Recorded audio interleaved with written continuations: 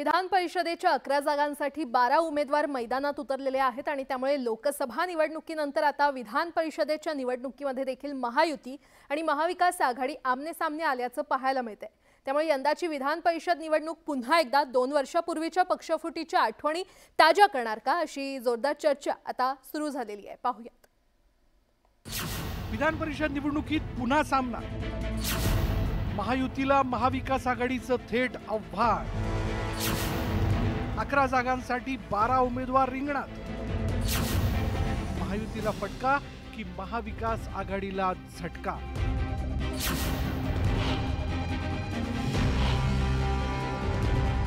विधानसभेच्या निवडणुकीआधीच महायुती आणि महाविकास आघाडीत राजकीय संघर्ष तापण्याची शक्यता आहे। 2 वर्षांपूर्वी ज्या निवडणुकीतून शिवसेनेत फूट पडली तीच विधान परिषद निवडणूक पुन्हा एकदा राजकीय पक्षांची परीक्षा घेणार असल्याचं समोर आलं।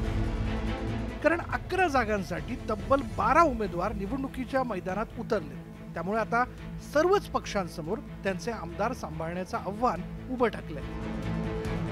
विधान परिषदेसाठी महायुतीचे 9 तर महाविकास आघाडीचे 3 उमेदवार निवडणुकीच्या रिंगणात उतरले।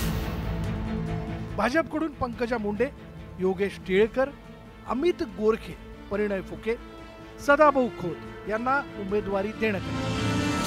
तर शिंदेच्या शिवसेनेनं माजी खासदार भावना गवळी आणि कृपाल तुमानेंना मैदानात उतरवलं। अजित पवारांच्या राष्ट्रवादीनं राजेश विटेकर आणि शिवाजी गर्जेंना उमेदवारी दिली। तर काँग्रेसकडून डॉक्टर प्रज्ञा सातव, शिवसेना उद्धव बाळासाहेब ठाकरे पक्षाकडून मिलिंद नार्वेकर आणि राष्ट्रवादी शरदचंद्र पवार पक्षाकडून शेतकरी कामगार पक्षाच्या जयंत पाटलांना पाठिंबा देण्यात आला। महाविकास आघाडी आणि महायुती कुणीच माघार न घेतल्यानं आता विधान परिषद निवडणुकीत पुन्हा एकदा सत्ताधारी आणि विरोधक आमने-सामने आल्याचं दिसतंय। या निवडणुकीत सर्वच्या सर्व उमेदवार आम्ही जे उभे केलेले आहेत महायुतीचे ते निवडून आणण्याच्या परिस्थितीमध्ये आज आहे। आमचे सर्वचे सर्व उमेदवार जो काही कोटा दिला जाईल त्या कोट्यापेक्षा जादा मतं घेऊन निवडून येतील एवढंच मला सांगायचं आहे।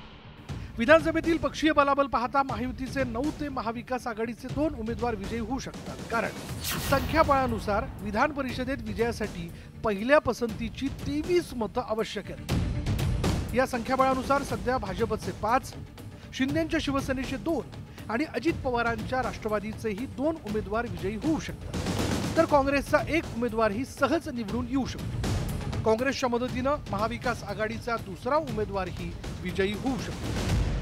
पण 11व्या एका उमेदवाराऐवजी ठाकरे आणि पवारांनीही शेकापच्या माध्यमातून दोघांना उमेदवारी देत चुरस निर्माण केली।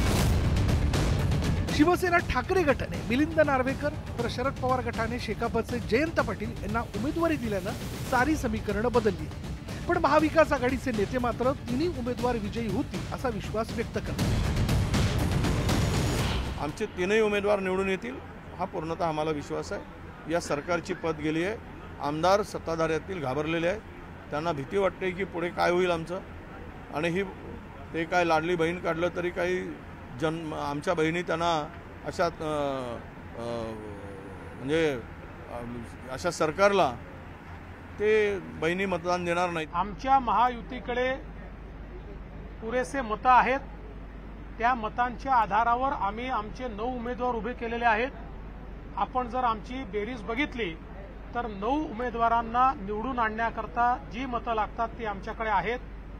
महाविकास आघाडीने एक अधिकचा उमेदवार उभा केलेला आहे, त्यामुळे त्यांना जर घोडेबाजार करायचा असेल तर ते उमेदवार ठेवतील, तो करायचा नसेल तर ते उमेदवार परत घेतील। महायुती आणि महाविकास आघाडी अशा दोन्ही गटांना त्यांच्या उमेदवारांच्या विजयाचा विश्वास वाटतो। त्यामुळेच आता 11व्या जागेवरून रस्सीखेच होणार हे स्पष्ट आहे। आता ठाकरेंकडे 15 आमदार असले तरी मिलिंद नार्वेकरांना विजयी करण्यासाठी त्यांना अतिरिक्त 8 मतांची गरज भासणार आहे। ही गरज काँग्रेस पूर्ण करेल अशी शक्यता। तसंच नार्वेकरांना शिंदेच्या शिवसेनेकडून मदतीची अपेक्षा आहे। त्याचवेळी शेकापच्या जयंत पाटलांसाठी शरद पवारांनी अजित पवारांच्या आमदारांना फोडण्याच्या हालचाली सुरू केल्याचं दिसतंय। त्यामुळे अजित पवारांच्या अडचणी वाढण्याची शक्यता। विधान परिषदेच्या 11व्या जागेवरून महायुती आणि महाविकास आघाडीत झुंपल्याचं पाहायला मिळतं। 2 वर्षांपूर्वी याच निवडणुकीनं शिवसेनेत फूट पाडली होती. त्यामुळे यंदाच्या विधान परिषद निवडणुकीत नेमकं काय चित्र पाहायला मिळतं? अजित पवारांच्या राष्ट्रवादीचे आमदार खरंच पवारांच्या उमेदवाराला मतदान करतात का, हे पाहणं महत्त्वाचं ठरणार आहे. Bureau report, news 18 Lokmat.